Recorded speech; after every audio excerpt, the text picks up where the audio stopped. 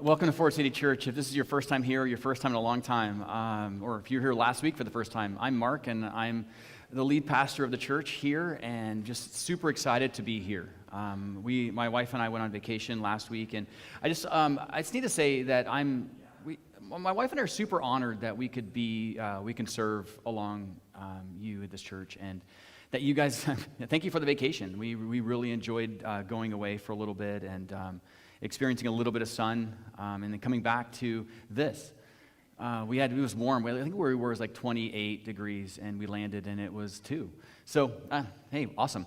I love Canada in a lot of ways. Anyway, so just a quick question, or just a quick thing, just to get to know me a little bit. I love camping. Now, my camping is a little different than other people's idea of camping. I love to camp. I love being out in the wilderness. I like doing those kinds of things. What I don't really love are campgrounds. Now, I know some of you love camping, and when you think of camping, campgrounds kind of fit the story, and that's fine. If I'm going to camp, I want to be in the wilderness. I want to be in the middle of nowhere. I want to be backcountry stuff. The problem is the Lord allowed me to be married to a wonderful woman who thinks differently than me. She needs me to promise her that there won't be any bears or any chance of being attacked by any wild creature. And since I can't actually promise that, the only camping we're either going to do is in her parents' cottage or in a campground. Being that I love my wife, I do the things that she likes to do, so we went camping one time. I love her just because we did it once. Doesn't mean I don't love her, but we did it one time, and we went camping with her family, and it was great. We had a good time, and it was just this place, a lake, and it was just a really neat place to be, and our kids were really small at the time. And while we were there camping, they did this playground, and again, is it camping when it has a playground? Anyway, I digress. It had this big, huge playground, and this beach, and loads of kids were running around, and parents and families and life, and we were kind of hanging out at one little spot at the beach with the family and our girls, or our oldest at the time when she was really small, maybe 3, 4. She was playing at the playground, and she was being watched by a family member. And if you know our oldest child, she's got kind of a mind of her own, and when she's ready to do something and she's done, and she was done. And so she left there, and the person who was watching her didn't necessarily see her go. And so he came back to where we were, and we're like, well, where's Matea? And he said, well, I thought that she came back to you. And we're like, she didn't. And again, I mean, this would be one thing if this was like a room like this, kids running around, but there was hundreds and hundreds of people over a wide stretch of property with water and things. And I remember in that moment thinking to ourselves, oh no, we lost our daughter.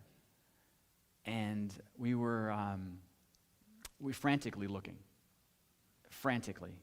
We were quite a ways away from from where the playground was, and just, again, loads of people. So then your mind goes places. I don't have that typical mind that goes a lot of different places that are really negative, but it did that day. And I remember us being afraid. I remember us in those moments, we didn't know what to do.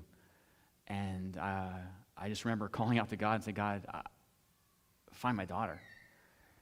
And it was incredibly difficult and incredibly challenging, and I don't know if you've ever been in that place before. Like maybe not losing a kid, maybe your situation was a little bit different, but I can remember about probably 4 distinct times in my life where I was in that space, where I just didn't know what to do. It wasn't like, where do I need to go, or where do I need to go, or Lord, what should I do in this particular situation? But rather, it was a situation, probably 4 distinct times. Marsh and I were just talking about it just a little bit ago. We can remember a number of times it was like, I don't know what to do. And God, I'm afraid. Like I was in those moments where it's like I see this wall or this obstacle in my way, and I'm thinking to myself, there is absolutely no way I can do this. I'm done with me, and there's nothing I have to give in this moment. I remember thinking, if you've probably been there. And again, I don't know that. And I'm not trying to be melodramatic and create a situation that's not there. If you haven't been, probably you will be sometime in the future. Where you're at a place and you're just kind of at your end. And that same fear of hopelessness or fear, it's like, I'm done. And it's not, God, where should I go or what should I do? But rather, God, I need you. Have you ever been there before? Where it's like, God, I really, really need you. And for you, and compared to someone else, it might be somewhat trivial or it seemed trivial, but for you, it's real. There's always someone worse off than you. There's always someone with a bigger hardship than you. Well, you get it. I get it. But that you still have to live your life, and you're at that point where you're like, I need God to intervene. God, I need you to intervene in my family. I need you to intervene in my relationships, in my future, my kids, my job. God, I need you because I'm at the end of what I can do. Have you ever been there? Like, God, I need you because I'm at the end of what I can do. So much so, it's like, I don't know where I'm going to turn. All the schooling, all the things, it's just not helping out. And at that point, you ever wanted to give up? Have you ever wanted to give up? Now, I'm not saying, have you ever wanted to end your life? I'm not saying that. But have you ever got to a place like, man, I just want to give up? And you're going to say, God, I need you to keep going. I need you for your courage. I need your care. I need your help. God, please see me and help. Now, if you've never been there, awesome. If you have, even just a little bit, you understand. Next week, we're going to talk about healing. We're going to talk about the praying for healing in our lives. And we're going to do something kind of cool and something maybe you think kind of weird. If you need physical healing, or mental, emotional healing, if you need that, we're gonna call some people up to pray for you. And we're going to give you that opportunity. And we're not saying that we're going to fix it. Please don't hear that. But we've been called over the last little while to learn about prayer. To learn more about what do we do in situations when we don't know what to do. We pray.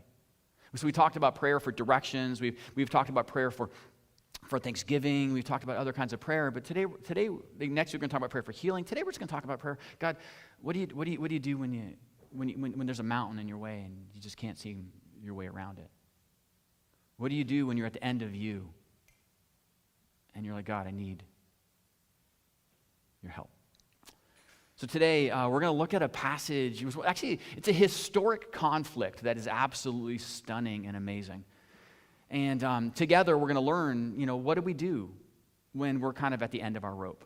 And we're going to do that together. If you have your Bibles, you can open them to 2 Kings chapter 18. We're not going to put it on the screen because there's a lot of reading we're going to do. So if you have your Bible, open 2 Kings chapter 2. If you don't know this, you can download a Bible. You don't actually have to have a physical one, but if you can download this, there's all kinds of Bible apps that are out there. They have great reading plans and great things. I've been actually listening to the Bible a little bit more recently, and I'm loving just listening to it because I'm actually picking up things I haven't, it's been a long time since I've actually kind of thought of that. It's pretty cool. And for some of you, this may be a new concept. I don't know your context with the Bible. I don't know kind of where you land and how much you really know about it. But the Bible isn't just one book. I just want you to understand. It's not just one book. It's actually a collection of writing. It's a collection of writings written over thousands of years by many different people, and these writings include biographies. There's biographies in the Bible.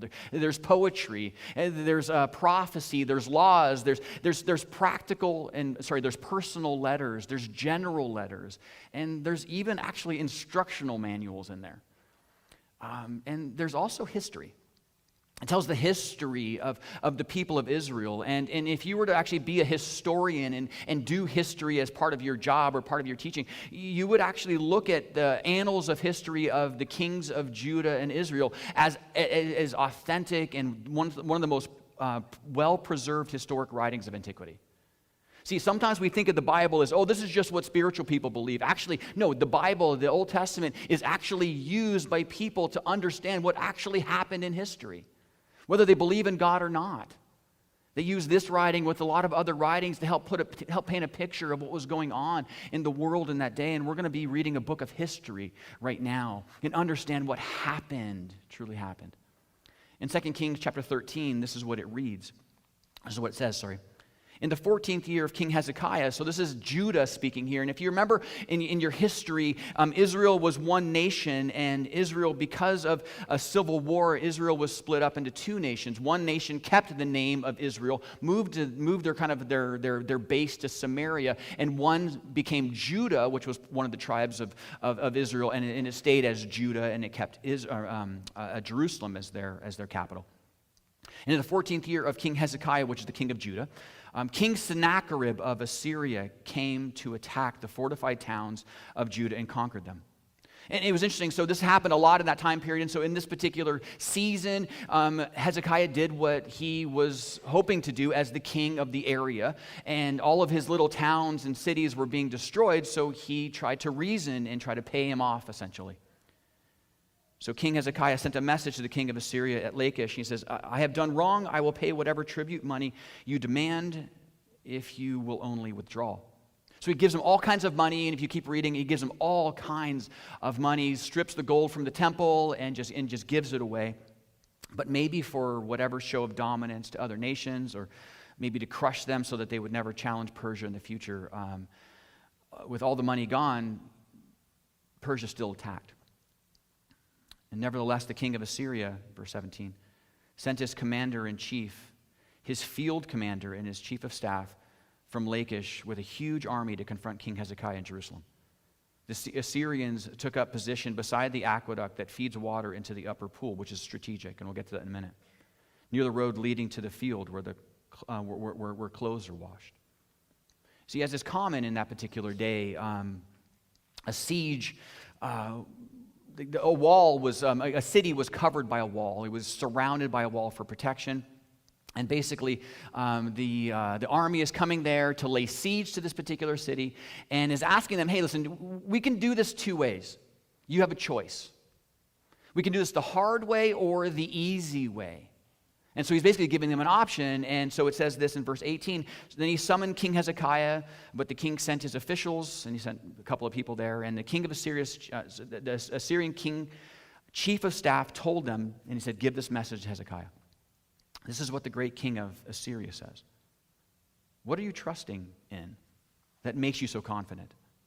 Do you think that mere words can substitute for military skill and strength? Who are you counting on that you have rebelled against me? Are you counting on Egypt? I mean, if you lean on Egypt, it will be like a reed that splinters beneath your weight and pierces your hand. Pharaoh, the king of Egypt, is completely unreliable. But perhaps you'll say to me, well, we're trusting in the Lord our God. But isn't he the one who insulted by Hezekiah? I mean, didn't Hezekiah tear down the shrines and the altars and make everyone in Judah? He didn't understand what Hezekiah was actually doing. He was taking away the other gods that the people had worshipped, but he didn't get this. And he says, so isn't basically your God like upset at you? I'll tell you what. I'll strike a bargain with my master, the king of Assyria. I will give you 2,000 horses if you could find that many men to ride them. So he's getting sarcastic here. He's like, okay, you're so strong. Okay, how about this? I'll give you 2,000 horses, which are incredible in battle, if only you had 2,000 men to handle it. So with your tiny army, how can you think of challenging even the weakest contingent of my master's troops, even with the help of Egypt's chariots and charioteers? What's more, do you think that we've invaded your land without the Lord's direction? God told us to do this. The Lord himself told us, attack this land and destroy it. Then Eliakim, son of Hilkiah, and the other parts of the staff said to the Assyrian chiefs of staff, please speak to us in Aramaic, which is a different language than the rest of the people spoke. For we understand it well, but don't speak in Hebrew, for the people on the wall will hear. It's basically saying, hey, can you speak a little differently so that way you and I can have conversations and we can work out negotiations together because you're freaking people out. But Sennacherib's chief of staff replied, don't you think my master sent this message only to you and to your master? Says he wants all the people to hear it, and when he puts this city under siege, they will suffer along with you. They will be so hungry and thirsty that they will eat their own dung and drink their own urine. Then the chief of staff stood and shouted in Hebrew so everyone can hear. Listen to this message from the great king of Assyria. This is what the king says: don't let Hezekiah deceive you. He will never be able to rescue you from my power. Don't let him fool you into trusting the Lord by saying, the Lord will rescue us. This city will never fall into the hands of the Assyrian king. Don't listen to Hezekiah. These are the terms the king of Assyria is offering. Make peace with me. Open the gates and come out. Then each of you can continue eating in your own grapevine and fig tree and drinking from your own well. Then I will arrange to take you to another land like this, a land with grain and new wine, bread and vineyards, olive groves and honey. Choose life instead of death. I love this when you look at this and you see him just really attacking. He's saying to these people, who are you trusting in? Notice he says at the very beginning. He says, you're behind your wall. What are you really trusting in? Are you trusting in your wall? Or maybe you're trusting in another group to help save you, another people to save you, to come along your aid. Are you trusting in them? Well, are you trusting in your God to save you? Well, in fact, did you know your God's actually upset at you for what you did? Maybe it's your fault God's doing this. Actually, he's the one who told us to do this in the first place. Then he reminds them how weak they are. He says, you have no allies to rescue you. You have no God because he's abandoned you. Don't be deluded. Choose life, not death. See, life basically meant give up. Life meant to recognize that you're beaten. Life meant recognizing that you have no skill. You can't do it. Life means that you'll give in and let them take you to a new land. And you'll have to serve them. You know, maybe you won't be left to work there. Maybe you'll be left to work the land, but you're not going to really have anything. And basically, if you're going to stay, you're just going to provide for the conquering army, or you're going to be taken off. And either way, it'll be humiliating. It'll be extremely difficult. Families will be split apart. Children and women will be abused. And all of your freedom will be gone. But at least you'll be alive. You're going to give up everything. You have to compromise everything. But at least you'll be alive. Broken, hurt, abused, but living. Or we can do it the hard way, the death way. You can try to last them out. I mean, your walls are there for a reason, you know, and so we typically in these moments, they would bring all of the stuff into their place and, you know, and have water sources coming in. That's why they stayed at the aqueduct, so that they would stop the water from going in. And what the invading army would end up doing is try various tries. They would do a couple of attempts to try to breach the walls, but realizing, hey, you know what, we'll just wait you out. And so they would wait them out and sometimes years they would wait them out, to eventually all the food has to be rationed and then rationed and even more. And then eventually you as a parent have to sit back, who am I going to feed? Do I feed this kid or this kid or this kid?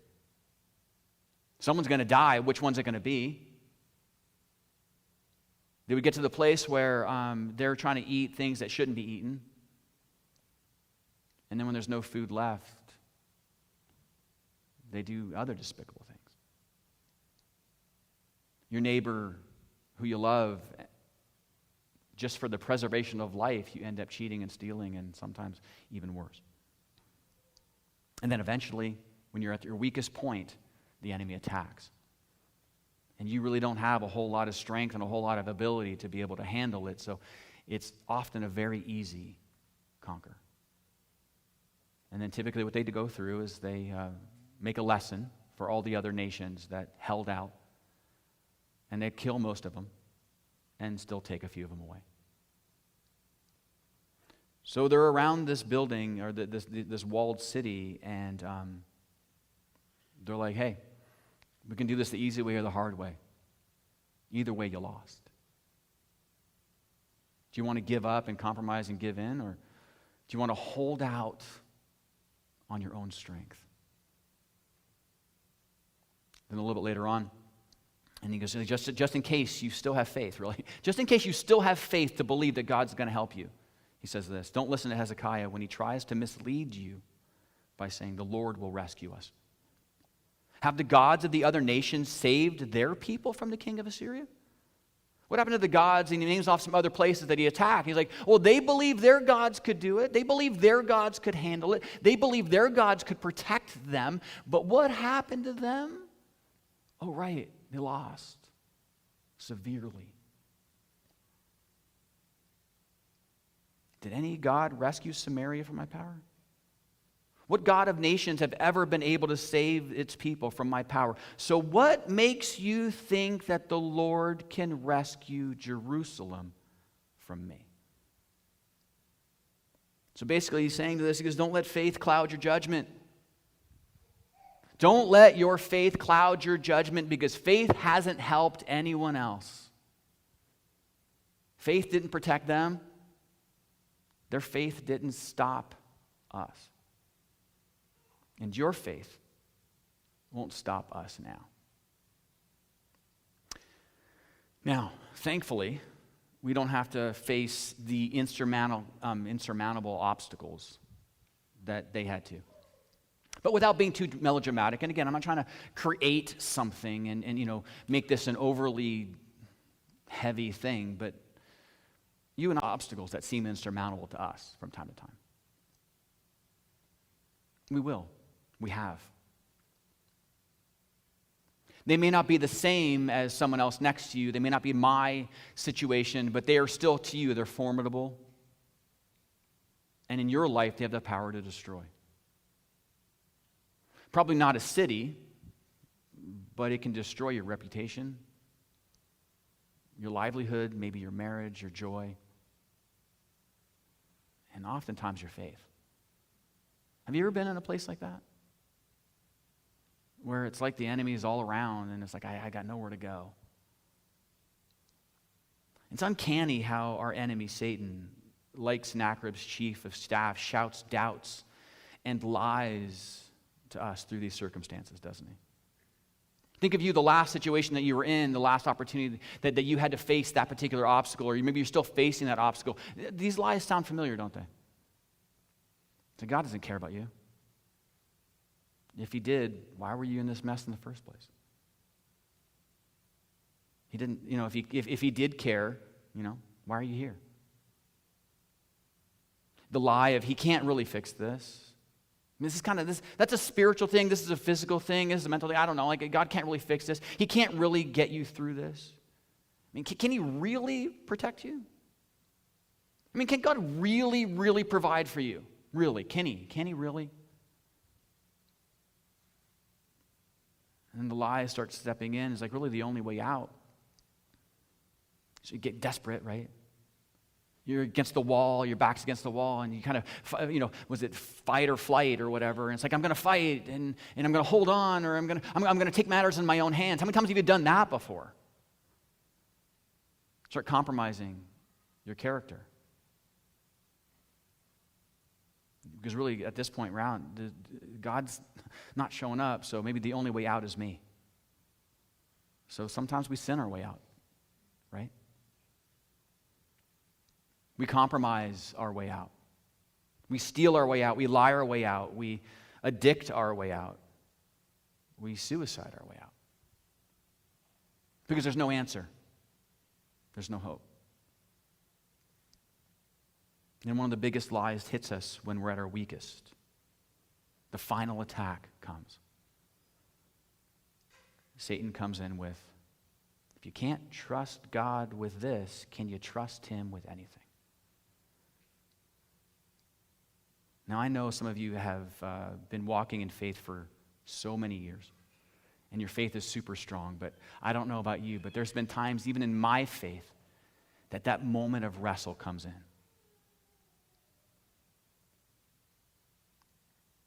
And for some people, it's like, well, if I can't trust him here, how can I trust him anywhere? Is he even worth following? Is righteousness even worth striving for? I've had people say to me, Mark, it's not worth trying to be godly. It's too hard. It's causing all these issues. It's too hard doing the right thing. It's too hard not doing the wrong thing. It's just too hard. It's not worth it anymore. And then it gets even the last little bit here, which we've seen people in our lives. It says, was God even real? Is God even real? And sadly, you and I have seen people walk away from their faith and from God. We've seen it. So I guess the question is, in the end of this, is what do you do when you're faced with the trial or the ultimatum or the dead end or the immovable mountain? What do you do? And now before we look at that, just really quickly, we got to look at what Hezekiah did. I have to ask two questions first that we need to kind of address before we do this. The first question I'm going to ask you is, that we need to ask ourselves is this a Judah thing or an Israel thing? Now, I'm going to explain that. Is this a Judah thing or an Israel thing? Because both Israel and Judah, they were confronted by the same army, different times. Like they're both confronted with the same people at their walls, at their gates, saying, hey, we're going to attack you. And both of them kind of handled it basically the same way, we're going to hold out. But had very different results.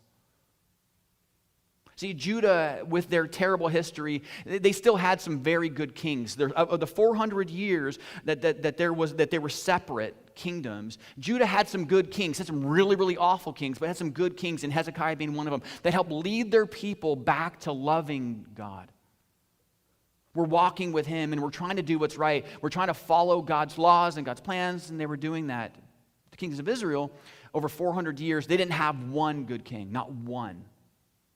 Over 400 years, they were trampling on the grace and the mercy of God. Over 400 years, no matter how many prophets, no matter how many people came their way and said, hey, just get this right. Your God loves you. He's your father. He wants to take care of you. Listen to him. Just stop. They're like, no, man, we're not doing it. We'll do our own thing. We'll follow the other gods. Eventually, God's like, okay, enough's enough. I've got a plan for you. I do. I have a future for you. But right now, you're getting discipline.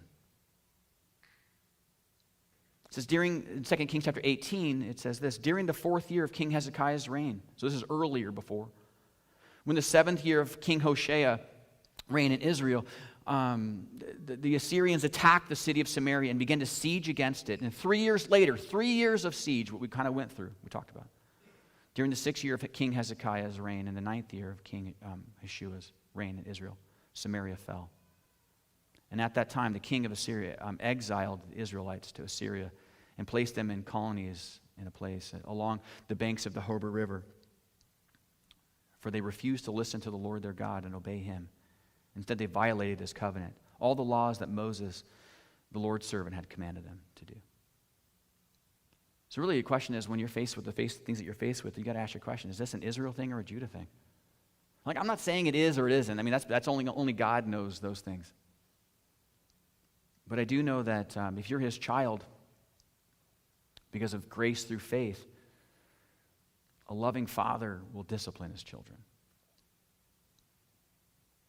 A loving father disciplines his kids.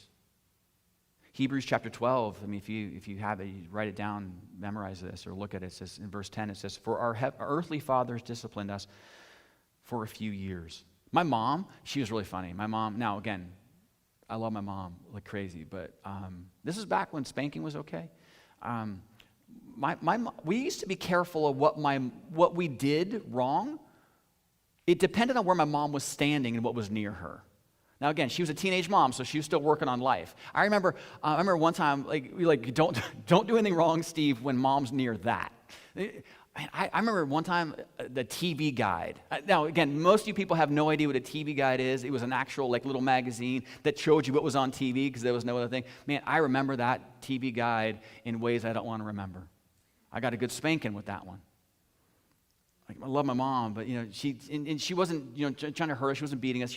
She wanted to correct us because she knew that if we went on the direction that we were on, it wasn't going to be good for us in the future.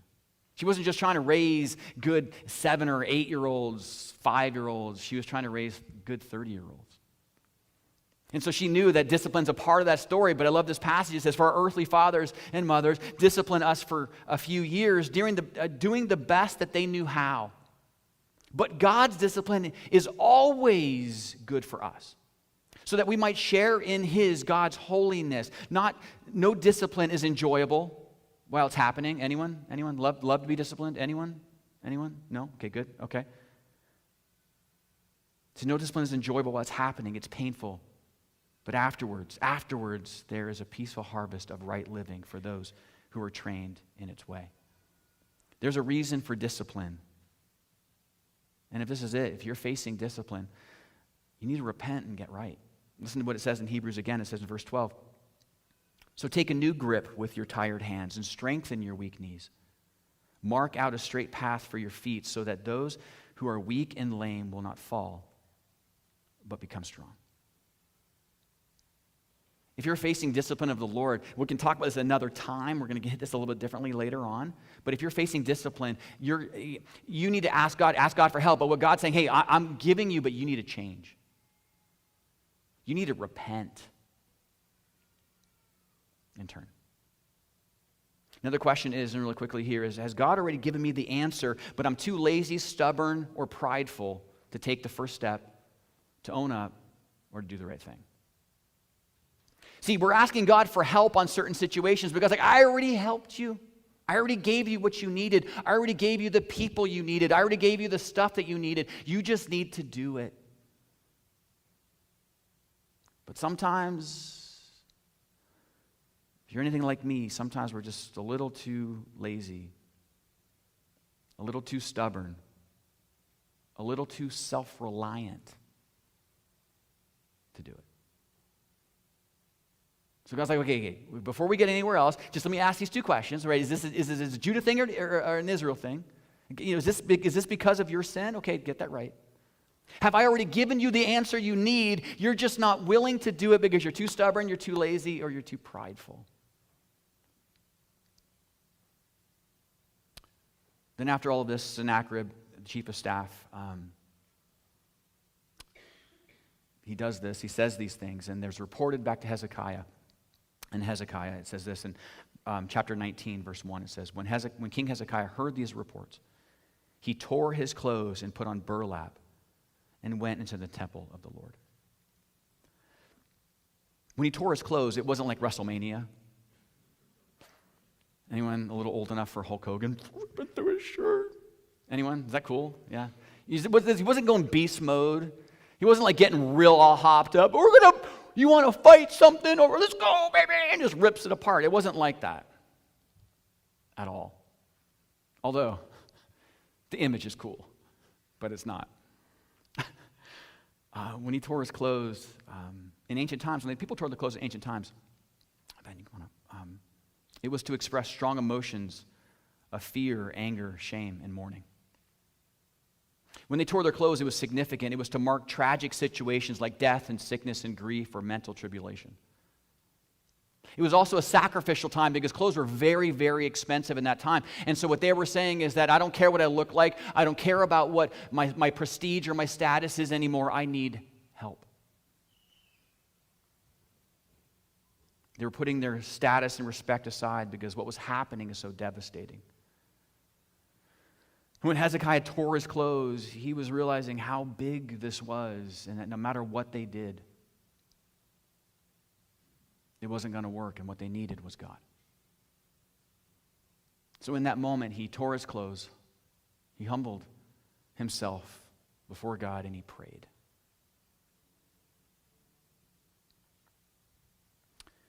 He says this in verse 15. It says, "O Lord, God of Israel, you are enthroned between the mighty cherubim. You alone are God of all the kingdoms of the earth. You alone created the heavens and the earth. Bend down, O Lord, and listen. Open your eyes, O Lord, and see. Listen to Sennacherib's words of defiance against the living God. It is true, Lord, that the kings of Assyria have destroyed all these nations. But they've thrown the gods of these nations into the fire and burned them. But of course the Assyrians could destroy them. They weren't gods at all, only idols of wood, stone, shaped by human hands. Now, O Lord our God, rescue us from this power. Then all the kingdoms of the earth will know that you alone, O Lord, are God." Interesting thing about this, it wasn't a profound prayer. This isn't a memorable one. This isn't one that you're going to quote. This isn't one that you're typically going to use as a sample prayer of your own life. And I love it about that. I love that, actually. Because really what it was is just a simple submission and desperation and in faith asking God to do what only He can do. It was a submission. It was desperation. And then a call out to God, I need you. Not manipulation, just a prayer. And what happens next is pretty amazing, actually. What happens next is actually looked at as one of the biggest ancient military mysteries of all time. We don't have a mystery of it, but for other people it is. Historians have studied the Egyptian records. They've even studied the Assyrian Racine cylinder, which is a 10-sided historic artifact that really tells the story of all of the exploits of Assyria in that ancient time. And that all of these annals of other places tell the story that, Jerusalem was somehow saved. It doesn't say how it was saved. It just says that somehow they weren't able to destroy it. But if you continue to read Kings 19, you'll see what happened. And you're going to marvel at the wonder of God. But I'm going to give you that privilege to read that on your own. Because really the big thing here isn't to know what happens in the end. That's not the key here. The key is, what do you do when you don't see the end? See, we need to be careful that we don't read this passage, and this is why I'm not going to read it now. We need to be careful we don't read this passage and think that if we do this, then everything's going to work out right, then everything's going to be perfect, and all the situations are going to be perfect in our lives. If I do this, God will remove that. If I pray this, God will do this. And that's not the case. See, as we've talked about, God already, He's bigger, He's smarter than you are. He knows the beginning and the end, and everything in between. And although our situations are temporal, yes, and we will one day be fully and completely healed, and all the problems will go away as children of God, we're going to be with Him forever, and it will be absolutely incredible. No pain, no hurt, no heartache. But while we wait, while we wrestle with the here and now, we have to understand that we don't see the big picture. That with our limited personal lens, we don't always understand the why and the how. We don't always understand that sometimes what we're facing is part of God's bigger plan to bless us and to bless others. We don't know that. And I'm not saying your situation is, and please don't hear that. What I'm saying is we don't tell God what to do. But we in faith believe that God can do more than we can imagine. See, we don't make God move mountains, and we want to end with this and just kind of think through this. We don't make God move mountains. Some of those mountains are there for reasons. But since we don't know the beginning from the end, it doesn't stop us from asking. We don't always know God's will. But it doesn't stop us from seeking it. It doesn't stop us from asking in faith for Him to move it, or to help us as we face it. So it's really humbling when you're facing these situations. It's humbly tearing our hearts, not our clothes, and asking Him, God, to provide support, to intervene, to protect, and to ask for help. So what do you do when you face a mountain? God, I need you. Psalm chapter 121, verse 1 through 8 is beautiful. In a way, this is like it's like a prayer of faith that you can pray. It's really cool. It says, the psalmist says, Actually, this was written by people, it was written in light of people who were kind of pilgrimaging back. They're coming back to Jerusalem from far away and from herd. And it says, I look up to the mountains. Does my help come from there? The idea of looking to help from other places and other people and other situations. Because does my help come from there? It's like, my help comes from the Lord who made heaven and earth. He will not let you stumble. The one who watches over you will not slumber. He will not let you. Indeed, he who watches over Israel never slumbers or sleeps. The Lord himself watches over you. The Lord stands beside you as your protective shade. The sun will not harm you by day, nor the moon by night. The Lord keeps you from all harm and watches over your life. The Lord keeps watch over you as you come and go, both now and forever. When you're facing mountains, what do? Do you compromise? Do you run? Or do you stand under the shadow of his protection and wings? What I'm going to get you to do is stand. And again, I don't know your situation. I don't know what you're going through. I don't know that. We're not trying to manipulate a moment. But as we're kind of preparing for this this message of crying out to God, this song kind of just was reminded of anyway. One that we probably have heard before, and if you haven't heard before, this is that prayer. This is kind of one of those prayers that you pray. It's a song, but you can pray it when you're facing that mountain, when you're facing those situations, remembering that Satan's going to lie to you, and he's attacking you. He's attacking your faith. He's attacking your trust. When you're facing those moments, this is a good song to sing. Lord, I come, I confess, bowing here, I find my rest, and without you, I fall apart. You're the one who guides my heart. Lord, I need you. Lord, I need you. Oh, I need you. Every hour I need you. My one defense, my righteousness. Oh God, how I need you.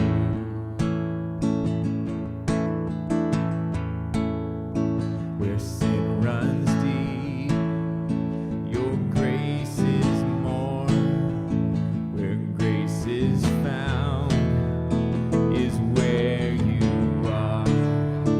And where you are, Lord, I am free. Holiness is Christ in me. Sing that again. Where you are, Lord, I am free. Holiness is Christ in me.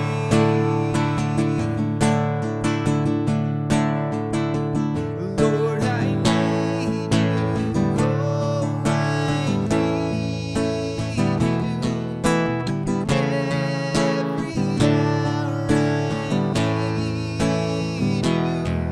My one defense, my righteousness. Oh God, how I need you. So teach my song to rise.